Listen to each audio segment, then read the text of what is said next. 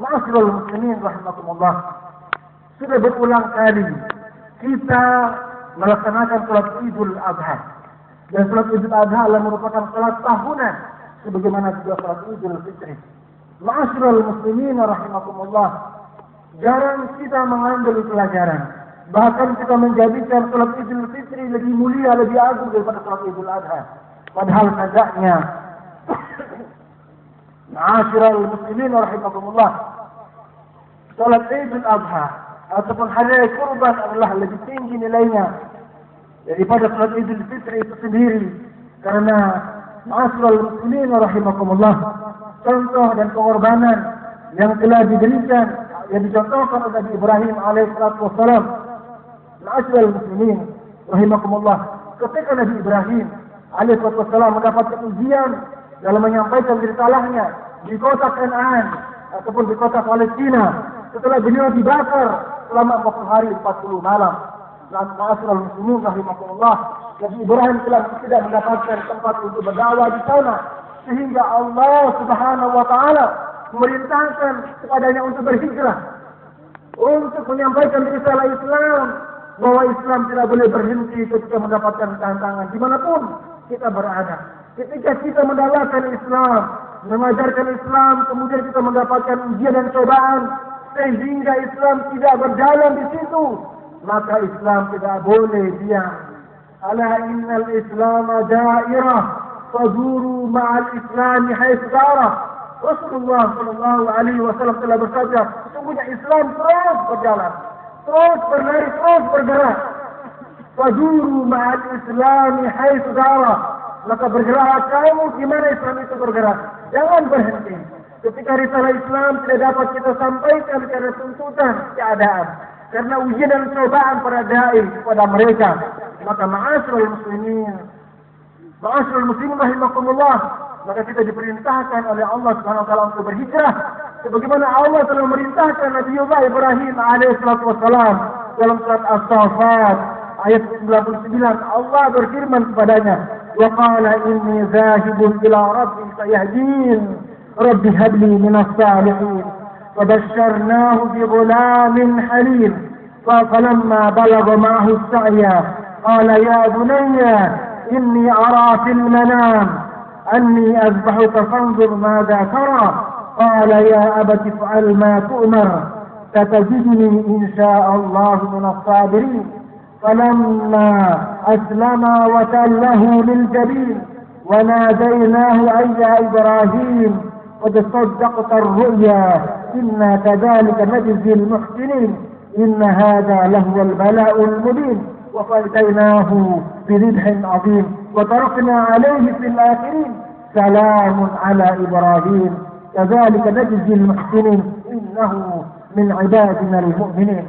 Ma'asyiral muslimin rahimakumullah, pelajaran yang dapat kita ambil daripada surat As-Saffat yang mengisahkan tentang perjalanan dakwah Nabi Ibrahim alaihissalatu wassalam dan Ismail serta istrinya Hajar alaihissalatu wassalam. Dalam ayat 99 hingga ayat 111 dapat kita lihat dari terjemahan tafsiriyahnya, Ibrahim telah berkata, aku pergi ke tempat yang diperintahkan oleh Tuhanku kepadaku. Mudah-mudahan Allah memberi petunjuk kepadaku. Ma'asyiral muslimin rahimakumullah, langkah pertama ketika dakwah Islam itu mendapatkan tantangan yang amat berat, sehingga para dai-nya mereka tidak dapat menyampaikan kebenaran itu, maka diwajibkan kepada mereka untuk berhijrah dengan membawa keluarga, dengan membawa Islam itu sendiri. Pada ayat berikutnya Allah Subhanahu wa taala berfirman, Rabbi habli minas salihin. Ibrahim berdoa, wahai Tuhanku, kurniakanlah anak yang saleh kepadaku. Artinya bahwa ada pengganti balasan Allah kepada mereka yang berhijrah. Ganti harta benda, ganti Allah berupa anak-anak yang saleh, ganti Allah berupa kesempatan peluang emas untuk menyampaikan Islam. Wabashsharnahu bi ghulamin halimin. Kami pun memberikan kabar gembira kepada Ibrahim bahwa ia akan mendapatkan seorang anak laki-laki yang sangat penyantun. Falamma balagha ma'ahu as-sa'ya qala ya bunayya inni ara fil manam. Tatkala anak itu sudah dewasa, Ibrahim berkata kepada anaknya, wahai anakku tersayang, Allah Subhanahu wa taala memberikan karunia kepada Ibrahim seorang anak yang bernama Ismail, yang sangat dia cintai dan sayangi, satu-satunya anak pertama daripada Ibrahim alaihi salatu wassalam. Mari kita ikuti bagaimana kisah berikutnya setelah tumbuh kecintaan Nabi Ibrahim kepada dunia, kepada anaknya Ismail alaihi salatu wassalam. Apa perintah Allah berikutnya? Allah tidak ingin kecintaan kepadanya disaingi oleh kecintaan kepada dunia. Allah Subhanahu wa taala tidak ingin kecintaan kepadanya satu-satunya diimbangi, disaingi oleh kecintaan manusia kepada anaknya, kepada istrinya, kepada keluarganya, kepada jabatannya. Maka Allah Subhanahu wa taala ingin menghapus semuanya itu. Allah menguji Nabi Ibrahim, apakah betul Nabi Ibrahim masih cinta berjangkauan kepadaku, ataukah Nabi Ibrahim telah bergeser kecintanya kepada dunia? Maka dalam ayat berikutnya Allah Subhanahu berfirman, ya bunayya inni ara fil manam anni azbahuka fanzur madza tara. Qala ya abati fa'al ma tu'mar satajiduni insyaallah minas sabirin. Tatkala Nabi Ismail sudah dewasa, kemudian Ibrahim berkata kepada anaknya tersebut, wahai anakku yang tersayang, sungguh aku telah bermimpi.